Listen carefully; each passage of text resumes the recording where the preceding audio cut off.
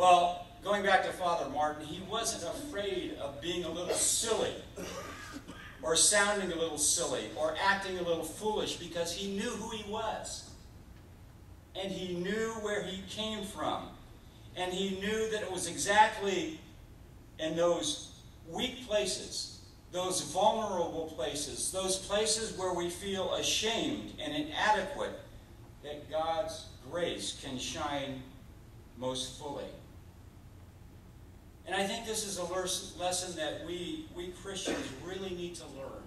We really need to get this in the depth of our soul, in our gut, in our deepest heart. We really need to understand that God's grace and God's truth is most fully manifest, not in our perfection, but our imperfection, in our humanness, in our brokenness, and even in our foolishness. And even we ministers, or maybe especially we ministers, really need to get this. We need to understand this. And we don't, quite honestly.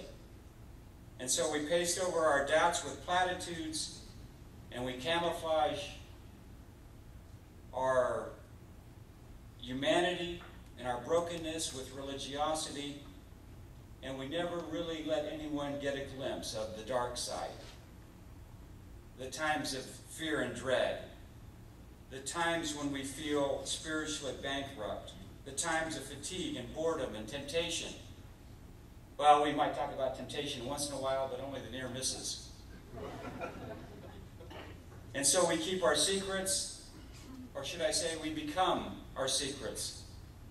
And we become so good and successful at hiding our secrets, even from ourselves, that after a while, we even forget they exist. And once we forget they exist, then we're in real trouble. So it's important that we all get this. And it's stated in the book of Corinthians in a very beautiful way.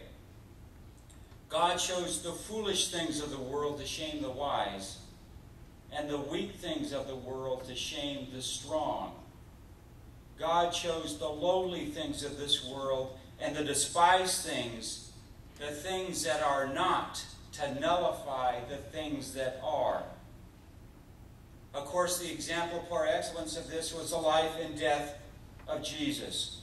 There was no death more shameful in the first century than crucifixion.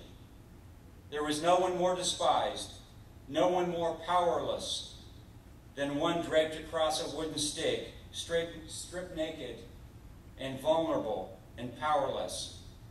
God chose the things that were not to nullify the things that were. And so I could say that Jesus was the ultimate thing that was not. He was the was not one. A pedigree? Was not. Credentials? Was not. Political clout? Was not. The was not one was chosen to nullify the ones that were. This was foolishness to the Greeks. It offended their intellectual sensibilities. It was moronic to the Romans, who prized power and brute force, and they saw this milquetoast Messiah as an absurd caricature of what a real leader should be. And you know, the reality is that this is how God works. I'm always surprised by grace, that God chooses the foolish things of the world to shame the wise. I used to listen to Garrison Keillor quite a bit, and you folks from Minnesota know Garrison. I think at one time he was actually going to be a preacher, and then he saw some kind of light and started a radio program. And he talks a lot about his little town, Lake Wobegon, and he talks about the little Lutheran church in Lake Wobegon. He talks about the minister in Lake Wobegon, Pastor Inkfest, and I love his stories. And it seems that they had a situation at the Lutheran church in Lake Wobegon. The attendance at Wednesday night prayer meeting was declining. And those of you who have had an evangelical background know that there are those three occasions for meeting in evangelical churches: Sunday morning, Sunday night, and Wednesday night are sacred. And the vitality of the Wednesday night program was waning. People simply weren't coming. Sometimes there were only 3 or 4 people sitting around. So Brother Tollefson had an idea. He was going to get online, and he was going to get some personalities to come and spark up the Wednesday night prayer meeting. And so Brother Tollefson decided that he would call these 2 evangelists, Wilbur and Dondina Smith, and their gospel birds. And they would have the gospel birds come on Wednesday night. And it was going to be wonderful.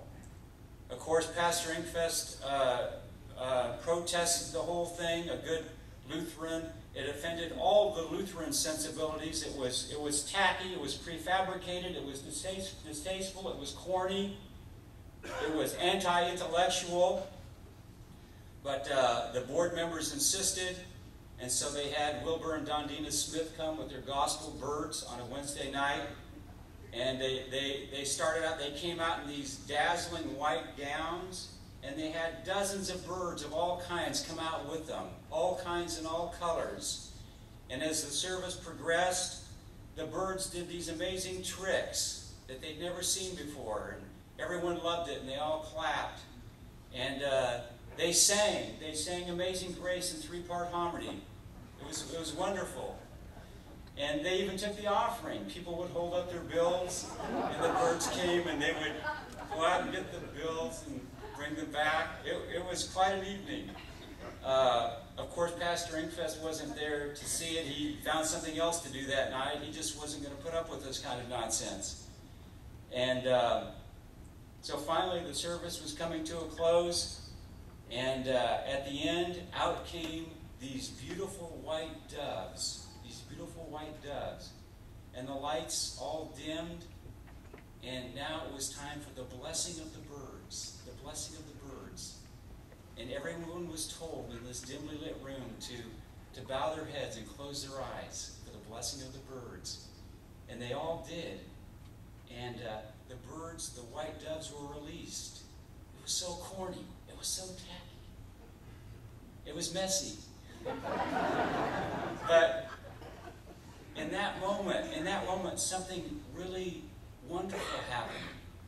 This light came over the room, and this energy came over the room, and this sense of peace came over the room.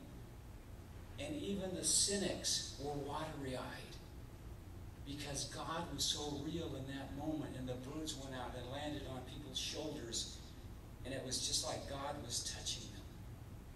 And it was wonderful.